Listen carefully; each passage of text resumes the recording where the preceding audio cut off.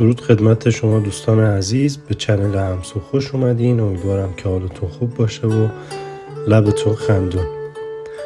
امروز میخوام راجع به یکی از جالبترین و بامزه ترین تجربه های زندگیم، یعنی شوک‌های فرهنگی که وقتی برای اولین بار مهاجرت کردم از ایران به انگلیس رو براتون صحبت بکنم. اولین شوک فرهنگی که من باش روبرو شدم تعطیلی زود مغازه بود. یادم وقتی رسیدم انگلیس ظهر بود و بسیار بسیار خسته. گفتم یک استراحتی میکنم و عصر میرم حالا خریدی میکنم و شهر رو دوری میزنم. وقتی از هتل اومدم بیرون دیدم همه جا تعطیل، خیابونا و خلوت. با کلی دردسر تونستم یه مکدونالد پیدا بکنم و غذایی تهیه بکنم. و این در صورتیه که شما تو ایران دیر وقت بیرون میرید، میتونید از سوپرمارکت خرید بکنید، غذایی تهیه بکنید و این کار رو براتون آسون میکنه. دومین شوک فرهنگی رانندگی بود. رانندگی تو ایران که شبیه جنگه تا رانندگی. خیلی وقتا قوانین رعایت نمیشه یا مجازات هایی که برای اون در نظر میگیرن خیلی بازدارنده نیستن. اما تو انگلیس داستان واقعا فرق داره. یعنی شما اینجا وقتی میخواید از خط عابر پیاده عبور بکنید، راننده ها پشت خط عابر پیاده میستن و اجازه میدن شما با آرامش و به راحتی از اون خط عبور بکنید و تا زمانی که شما کامل از اون خط عبور نکردید اونا حرکت نمی کنن. حالا این فرهنگ نمیدونم با جریمه‌های سنگین هست که شکل گرفته و یا اینکه خود مردم هم به همدیگه احترام میذارن و حقوق هم رو رعایت میکنن.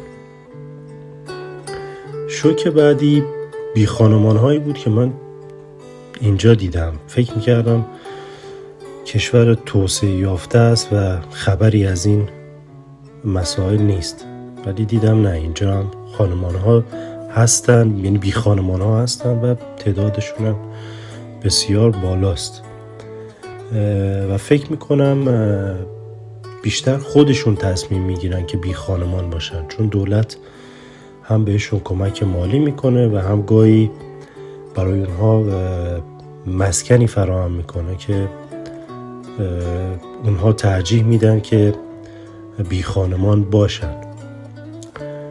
موضوع بعدی نظافت شهر هست. حالا تو شهرهای بزرگ بیشتر این موضوع نمود پیدا میکنه. خب تو ایران شما مشاهده میکردین پاکبانای عزیزمون که از صبح زود کارشون رو شروع میکردن و گاهن تا دیر وقت این کار ادامه پیدا میکرد و شهر وجه و زیبایی خاصی داشت.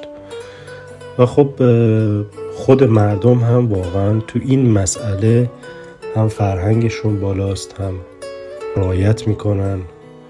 این بسیار موضوع قابل تأملی هست، در صورتی که در انگلیس من چنین چیزی ندیدم.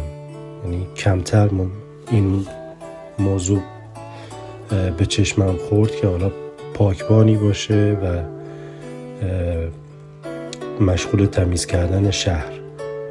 حالا فکر میکنم زیاد سیستم منسجمی تو انگلیس در این رابطه نیست و خب چون فرهنگ‌های متفاوتی هم اینجا زندگی میکنن، خب این باعث شده که تمیزی شهر یک کوچولو کمتر باشه نسبت به ایران.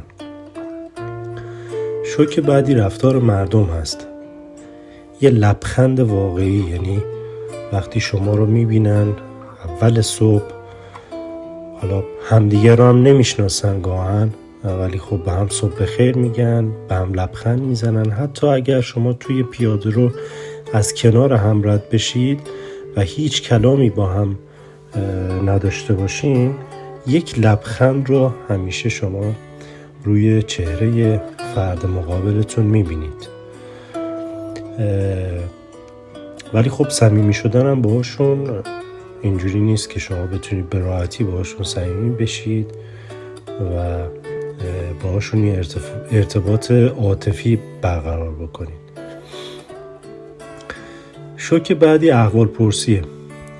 تو ایران وقتی شما وارد یک جمع می شدید همه از جاشون بلند می شدن، سلام می کردن، روبوسی می کردن، احوال پرسی می کردن و این در صورتیه که اینجا شما اینو نمی بینید. یعنی وقتی وارد یک جمع میشید همه سلام میدن، همه احوال پرسی هم میکنن گاهن، ولی خب ممکن از جاشون بلند نشن. شوک بعدی مهمونی بدون اطلاع بود. یعنی شما تو ایران به خصوص زمان عید کلی مهمون سرزده می اومد. حتی یادم یک بار خونه نبودیم، یکی از فامیل ها اومده بود، برای اون یادداشت گذاشته بود که اومدیم نبودید.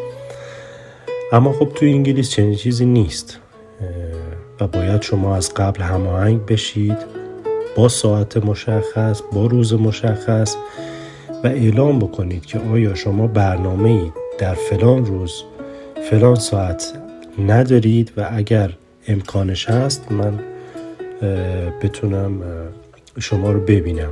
و معمولا هم ملاقات کردن هم دیگه بیشتر بیرون از منزل اتفاق میفته، کافه یا رستوران شکل میگیره. شوک بعدی تعارفه. ما ایرانی ها خب معروفیم به تعارف کردن دیگه، یعنی بخشی از فرهنگ ماست. بفرمایید، نه خواهش میکنم شما بفرمایید. بعد 10 دقیقه کشمکش بالاخره یه نفر کوتاه میاد، یه طرف یه چیزی بر میداره یا یه چیزی رو تعارف کرده رو طرف میگیره. اما تو انگلیس اینطوری نیست. شما اگر میخوای چیزی بخوری یا چیزی میل بکنی یک بار به شما تعارف میکنن. اگر شما گفتید نه من نمیخوام، دیگه خبری از اصرار نیست و ممکنه اصلا چیزی بهتون تعارف نکنن و خوراکی یا حالا غذاهایی که هست رو روی یک میز میذارن، شما میتونید به صورت سلف سرویس از خودتون پذیرایی بکنید. یعنی خبری از تعارف کردن نیست. در نهایت کلا مهاجرت فقط یک تغییر مکان نیست، یک تغییر دیدگاه به نظر من.